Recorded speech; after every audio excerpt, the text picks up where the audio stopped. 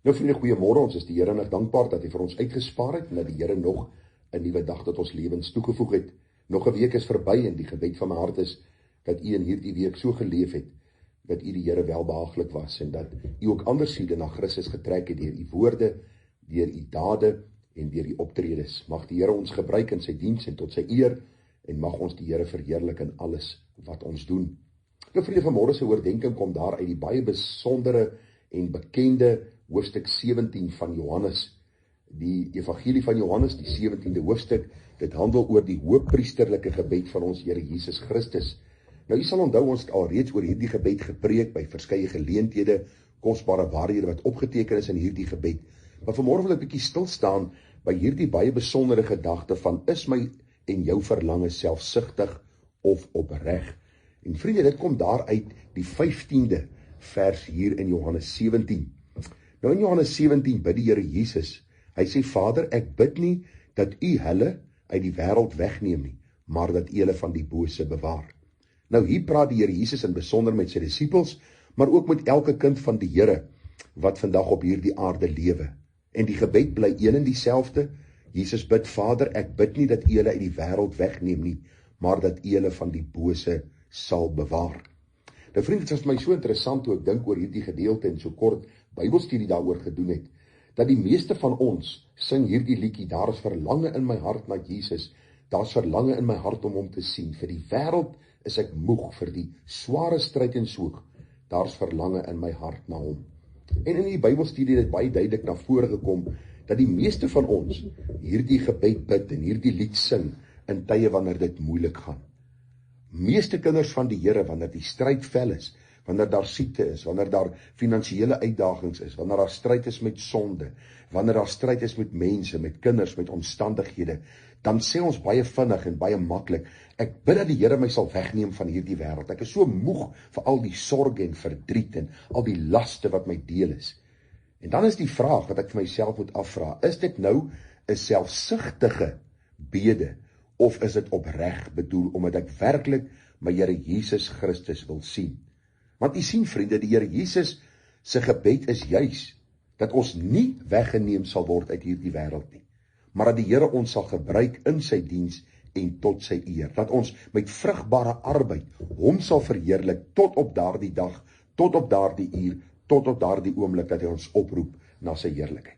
Beteken dit dat ons nooit mag verlang na die hemel nie? Verseker nie, maar ons verlange mag nooit selfsugtig wees nie.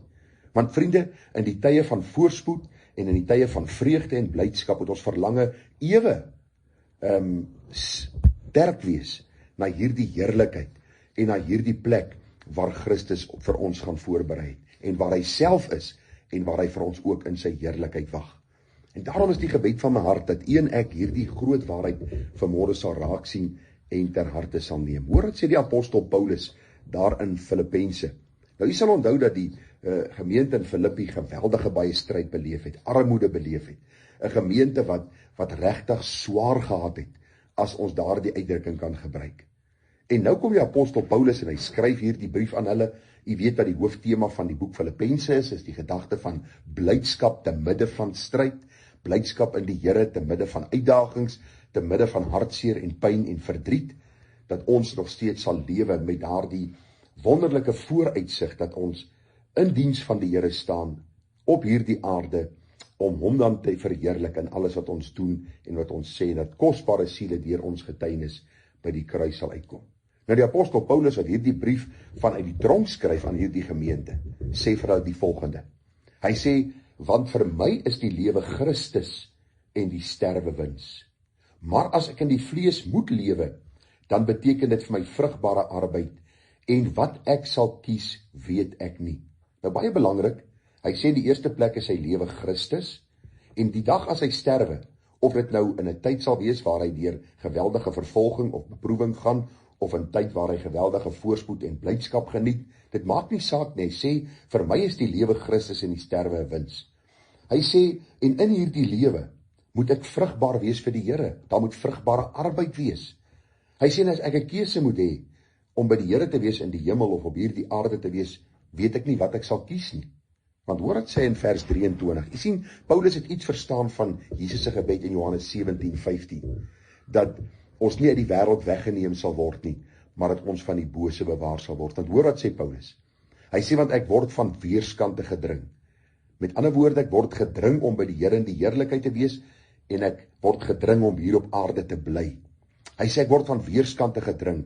Ek het 'n verlange om heen te gaan en met Christus te wees, want dit is verreweg die beste, maar om in die vlees te bly is nodiger om julle ontwil.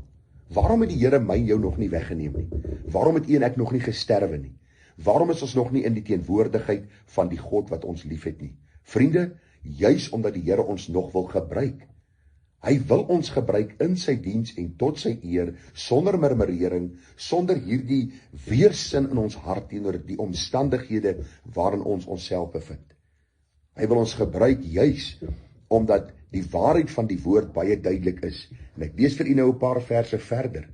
Hy sê, ek bid nie dat u hulle die wêreld wegneem nie, maar dat u hulle van die bose bewaar. Hulle is nie van die wêreld nie, net soos ek nie van die wêreld is nie. Heilig hulle in u waarheid. U woord is die waarheid. Soos u my gestuur het in die wêreld, het ek ook hulle in die wêreld gestuur. En dit is, vriende, die rede en die doel waarom u en ek vanmôre nog hier is. Juis om die Here te verheerlik in my daaglikse lewe en in my daaglikse omgang. So wat is die kort en die lank van hierdie boodskapie van vanmôre? Dat u en ek nie met 'n selfsugtige verlange in ons hart sal rondloop en vir almal sal sê, ek wens ek sal kan by die Here wees, juis om te ontvlug van my omstandighede nie. Want dit is nie 'n Bybelse verlange nie.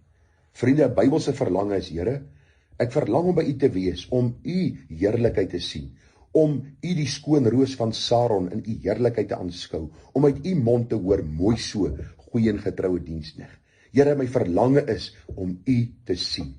Maar Here, as u my nog op hierdie aarde wil gebruik, dan wil ek dit doen met blydskap, met vreugde, met dankbaarheid, met toewyding, met volharding, met entoesiasme, tot daardie dag dat u my sal oproep in u heerlikheid.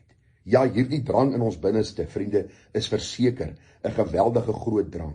Maar dit moet nie wees om te ontvlug van hierdie aardse stryd nie, want die Here weeg uit sy Vaderhand vir ons dit af wat ons moet dra.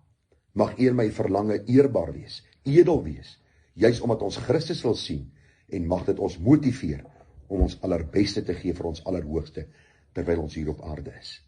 Mag u en ek in die voetstappe van ons Here Jesus volg, want hy sê ook baie duidelik, hy sê, Vader, die werk wat u my gegee het om te doen, het ek gedoen. En mag u en ek ook aan die einde van ons lewe kom en sê, Vader, die werk wat u vir my gegee het ek gedoen. En nou kan ek in u heerlikheid wees, en die aangesig van ons Here Jesus Christus aanskou, en in sy heerlikheid vir ewig wees, met 'n dankbare hart, omdat u my eerste lief gehad het. My so lief gehad het, dat u my gekoop het, dat u my geroep het, dat u my gestuur het, dat u my gebruik het, in u diens, en tot die eer. Vriende, groete vir u, 'n baie mooi dagie verder, seën vir die naweek, en ons sien mekaar Sondag as die Here ons spaar. Groete vir u, mooi dag verder, tada.